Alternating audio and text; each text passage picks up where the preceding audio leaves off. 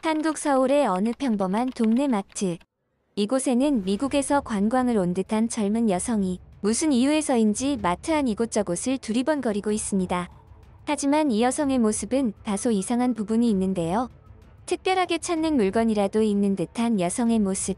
그런데 이 미국 여성은 이번에야말로 그럼 그렇지 않은 의미심장한 표정을 짓더니 만족한 듯 웃음을 짓습니다. 그런데 이 미국 여성은 한국의 마트에서 자신이 상상하지 못한 충격적인 모습을 목격하게 되고 그 자리에서 말문이 막혀버리고 맙니다. 도대체 그녀에게는 무슨 사연이 있었던 것일까요? 뭐? 그건 대체 무슨 소리야? 지금 상황에서 나한테 그런 거짓말을 하는 이유가 뭔데?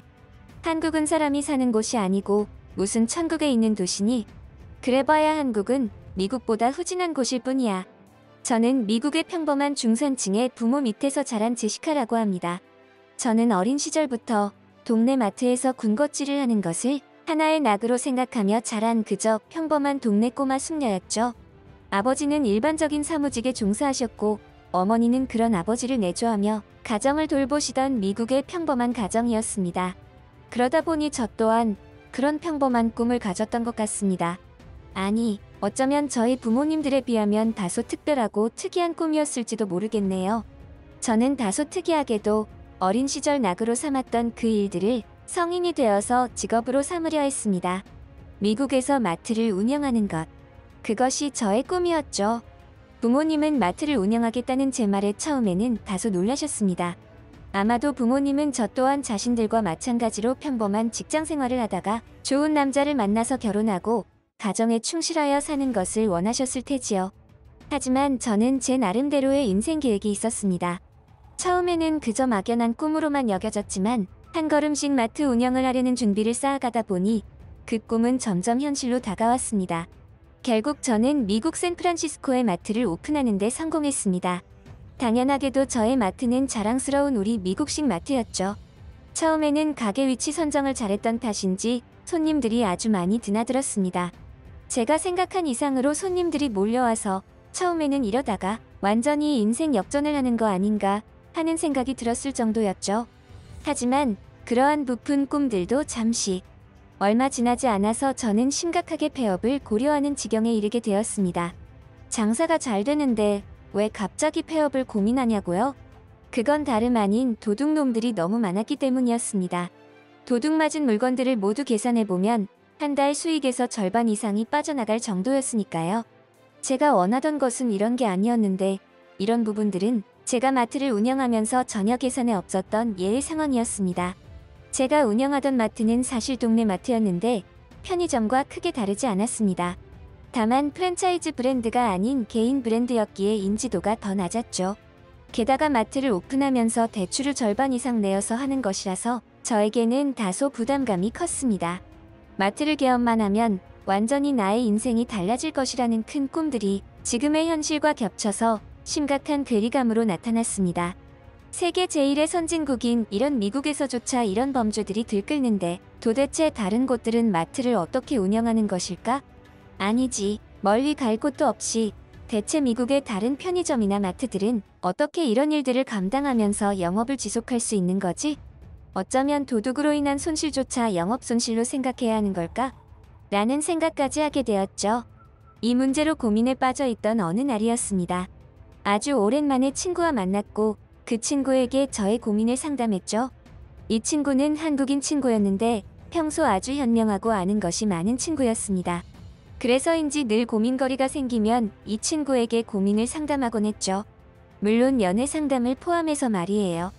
그런데 그렇게 믿고 의지하던 이 친구와 되돌릴 수 없는 악연을 만들고 말았습니다.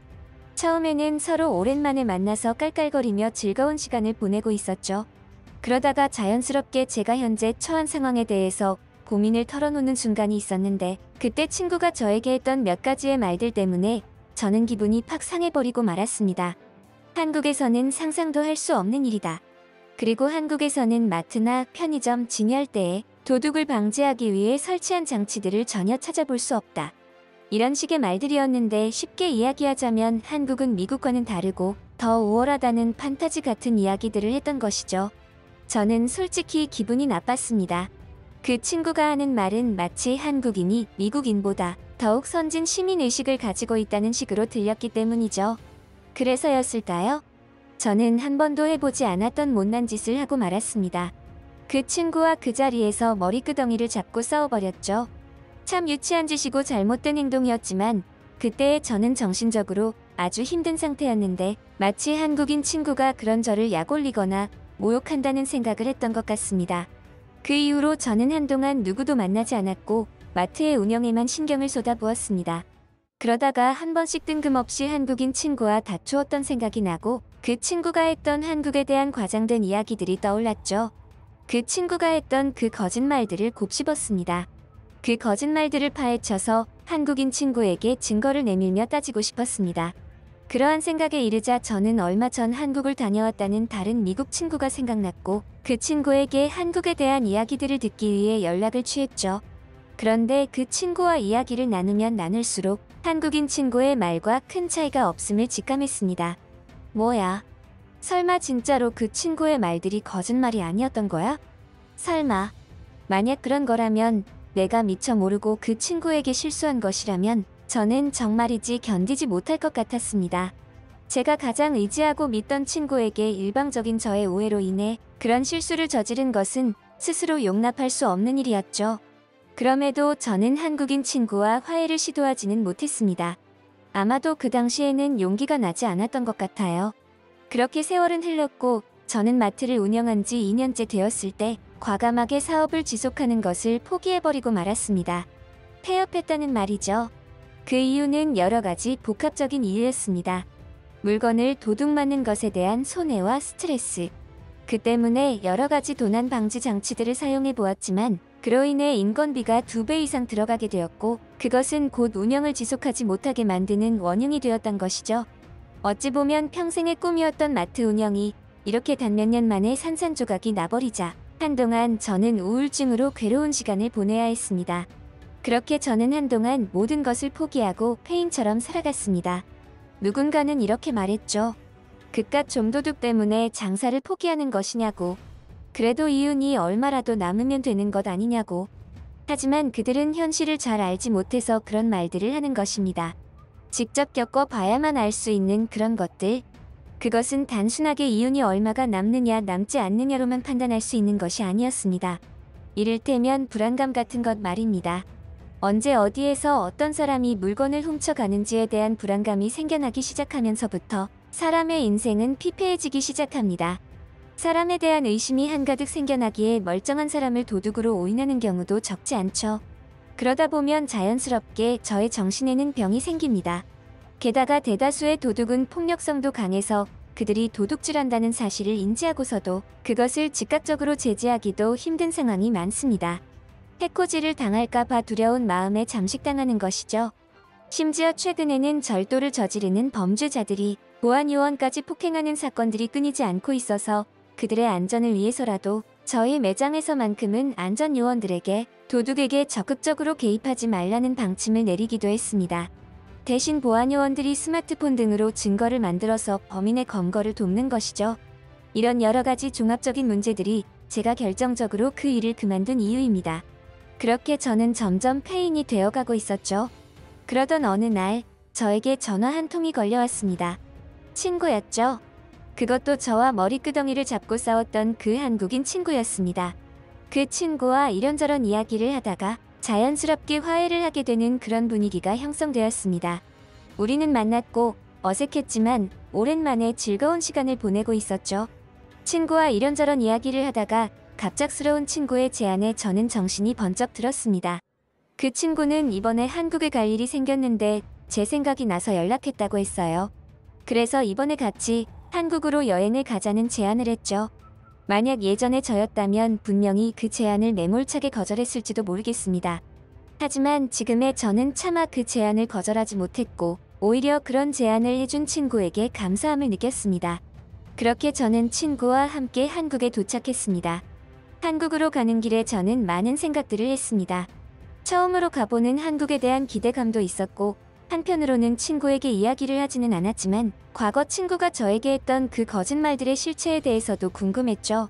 사실 이때는 그 말들이 거짓말이라고까지는 생각하지 않았고 다소 과장된 이야기쯤으로 생각을 했을 때긴 했습니다. 처음에는 친구와 한국의 여행을 온몸으로 만끽했습니다. 한국의 전통 음식들을 먹었는데 어쩜 그리 맛있는지 동공이 커지는 게 느껴질 정도였죠.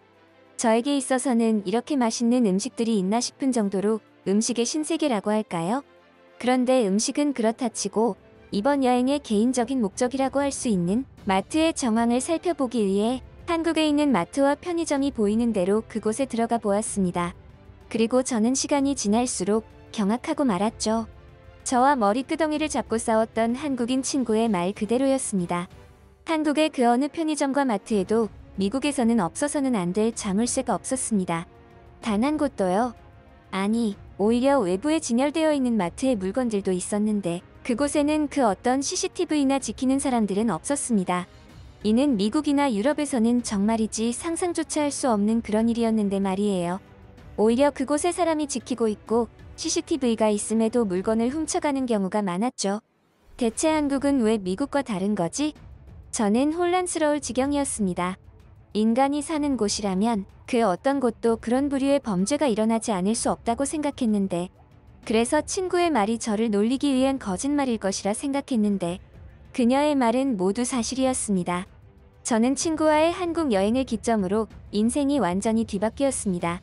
제가 포기해버린 마트 운영에 꿈에 재도전하게 되었죠. 이번에는 미국이 아닌 한국에서 마트를 운영하기로 했습니다. 마트를 운영하면서 이윤보다 중요한 것이 있습니다. 그건 바로 장사를 하는 곳의 시민의식이죠. 오랜 고민 끝에 제가 내린 결론은 한국의 선진 시민의식과 양심 덕분에 이곳의 마트들에는 자물쇠 따위는 필요하지 않다는 것이었습니다. 적어도 도둑 때문에 영업의 지속성을 걱정하지 않아도 되는 곳. 저는 한국이 참 좋습니다.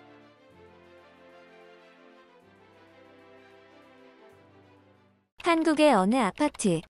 이곳에는 영국에서 동생을 데려가기 위해 한국을 방문한 산부인과 의사 여성이 있습니다. 그런데 이 여성은 무슨 이유 때문인지 동생을 설득하기 위해 아파트에 들어갔다가 얼마 지나지 않아서 동생과 함께 다급하게 밖으로 나오는데요. 만삭인 배를 부여잡고 고통을 호소하는 동생에게 그러게 왜 이런 곳에서 고생을 사서 하느냐고 따지는 듯한 모습까지 보입니다.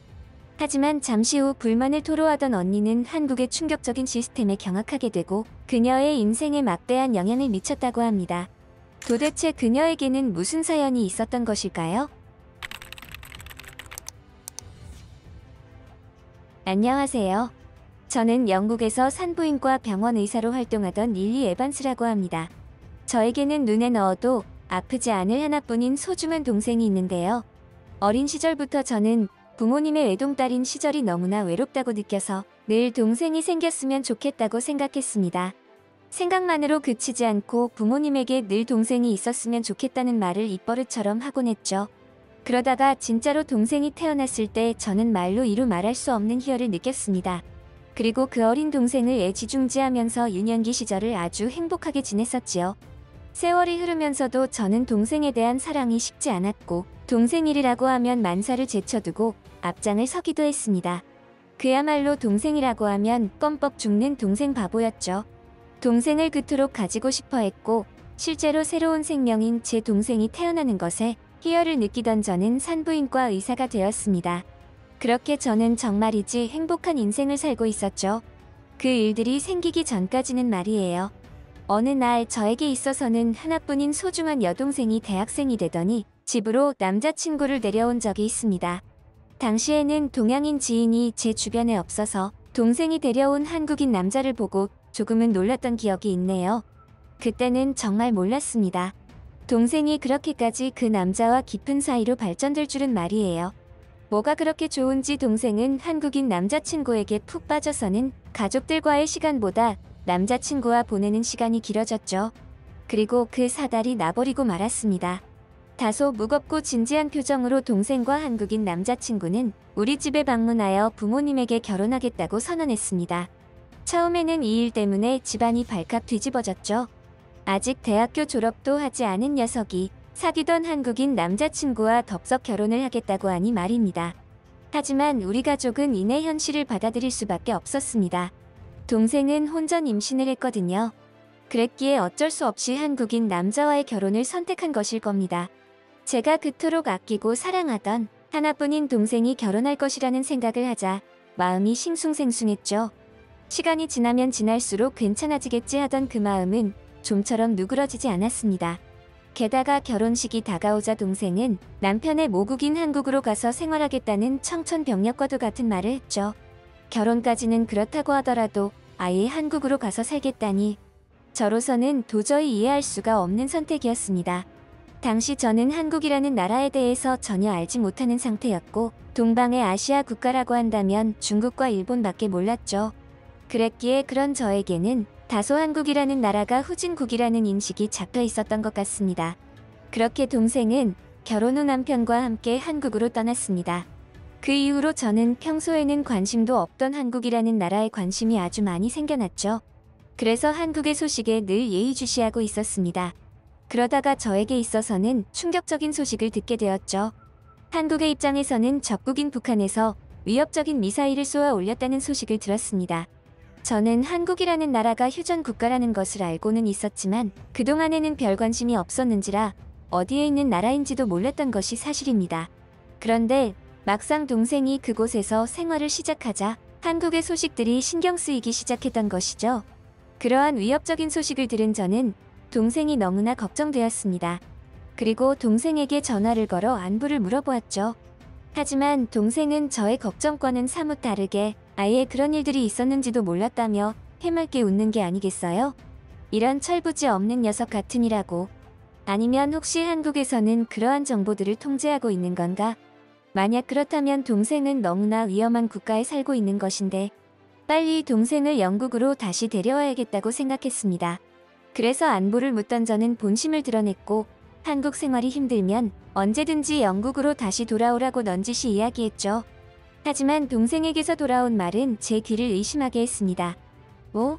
언니도 참. 무슨 그런 끔찍한 소리래. 난 한국에서 생활하는 게 훨씬 좋아. 언니도 나중에 우리랑 같이 한국에서 살자. 그럼 진짜 재밌을 텐데. 동생은 오히려 영국으로 돌아가는 것을 끔찍한 일로 생각을 하는 듯한 발언을 서슴지 않았습니다. 그것도 정색하면서 말이죠. 저는 그런 동생의 반응이 정말이지 이해가 되지 않았습니다. 설마 동생은 진짜로 한국에서의 그런 생활에 만족하는 건가 하는 생각마저 들었죠. 처음으로 어쩌면 제가 모르는 한국에 다른 비밀들이 있는 건 아닐까 하는 생각을 했습니다.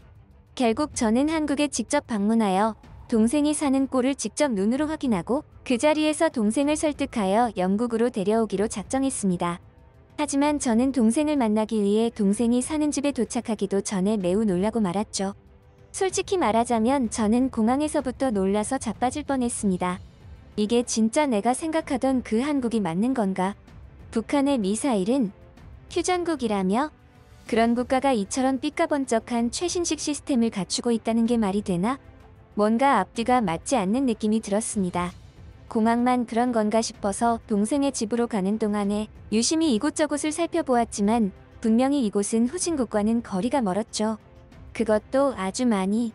실제로 저의 지인 중에서는 한국이 아직도 어디에 있는지도 모르는 사람들이 태반이었습니다. 한국에 자동차는 다니냐, 지하철은 있냐고 물어보는 사람도 본 적이 있었죠. 만약 그들에게 제가 지금 목격하고 있는 이 현실을 말해준다면 아마도 그들은 100% 제 말을 믿지 못할 겁니다. 놀란 마음을 다잡고 동생이 살고 있다는 한국의 아파트에 도착했고 한동안은 동생과 동생의 남편으로부터 환대를 받으며 좋은 분위기를 이어가고 있었죠. 제가 그 말을 꺼내기 전까지는 솔직히 그 말이 입에서 떨어지지 않았습니다. 그도 그럴 것이 제가 동생을 영국으로 데려가기 위한 명분이 사라져버린 셈이었으니까요. 한국에서 이렇게 힘들게 살지 말고 내가 지원해줄 테니 남편과 같이 영국에 들어와서 살자 라고 했어야 하는데 말입니다. 결국 제 설득은 빈수레처럼 공허함만 가진 채 동생에게 날아들었고 당연하게도 동생은 한번 웃어버리며 장난이나 농담처럼 받아들였습니다. 차라리 잘된 걸지도 모르겠습니다. 어쩌면 제가 무안할까봐 진담인 줄 알면서도 저의 체면을 생각해서 농담으로 넘겨준 걸지도. 원래 동생은 늘 저에게 배려심 깊은 아이였으니까요. 처음에는 이런 속 깊은 동생과 결혼한 동생의 한국인 남편이 전생에 나라를 구한 장군이었을 것이라고 생각한 저였지만 이제는 점점 둘을 볼수록 너무나 잘 어울리는 한 쌍의 커플로 보이기 시작했습니다. 저를 속물이라고 생각해도 상관없습니다. 하지만 한국의 이러한 실체를 두 눈으로 확인한 이후에도 제가 이전과 같은 마음을 가지고 있다면 그것이야말로 고집이고 아집이겠죠. 그러니 차라리 속물이 되는 것이 더 낫다고 생각합니다. 결국 저는 동생과 동생의 남편을 바라보며 저도 모르게 흐뭇한 미소를 지어 보이고 말았죠. 제가 동생과 동생의 남편을 영국으로 데려가려 했다는 것은 그저 농담일 뿐이었다고? 그렇게 저 또한 그 말들이 농담으로 비추어지게끔 만드는 데 일조했습니다. 하지만 간사한 저라는 인간은 급변하는 그 사건이 일어나자 어쩌면 동생을 한국에서 계속 살게 하는 것이 잘못된 선택일지도 모른다고 생각했죠. 동생은 제가 방문했을 당시에 임신 37주에 이르는 만삭의 상태였습니다. 하지만 꾸준하게 검사를 받은 결과 예정일은 아직 몇 주가 더 남은 시점이어서 조금은 방심하고 있었던 걸지도 모르겠습니다. 동생과 동생의 한국인 남편, 그리고 저까지 셋이서 다소 오랜만에 즐거운 담소를 나누는 와중에 동생은 갑작스럽게 통증을 호소했습니다. 저는 예감이 좋지 않았습니다. 만삭인 동생이 지금 이 시기에 저 정도의 복통을 느끼는 것이라면 이것은 필시 출산이 다가왔다는 뜻일 테니까요. 그리고 지금 제가 있는 이곳이 몇천 세대가 사는 곳인 아파트라는 점을 상기하니까 최악의 경우에는 병원에도 가지 못하고 이곳에서 출산해야 할지도 모른다는 생각까지 했습니다. 사실 영국에서는 아직도 병원에서의 출산보다는 가정에서의 출산을 장려하고 있습니다. 어쩌면 시대를 역행하는 가이드라인이었죠. 하지만 영국 정부에서 가정분만을 장려하는 이유는 따로 있었습니다.